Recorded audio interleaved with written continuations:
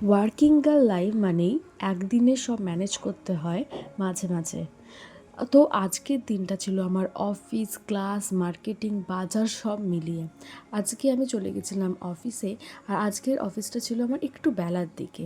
অফিসের কাজকর্ম করে তার ফাঁকে আমি একটু বেরিয়ে পড়েছিলাম জিনিসপত্র কিনতে। তো এখানে নিশা ফিচকারি দেখছে নিশার বোনের জন্য।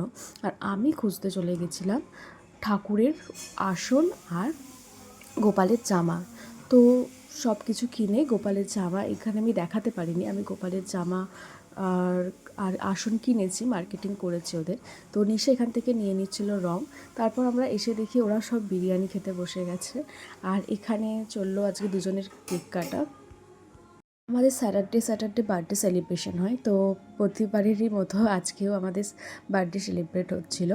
তো কৈলাস স্যার খাইয়েছিল আমাদেরকে। যারা ভেজ তাদের জন্য এই থালিটা ছিল, আর যারা ননভেজ তাদের জন্য বিরিয়ানি ছিল।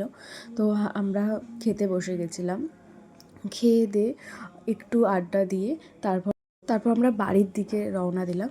তো বাড়িতে এসে আমার ক্লাসে জয়েন করার ছিল, তো আমি ক্লাস অ্যাটেন্ড করলাম।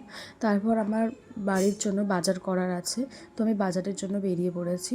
আজকের দিনে ব্লগটা এখানেই শেষ করলাম। বাই, দেখা হচ্ছে নেক্সট ভিডিওতে।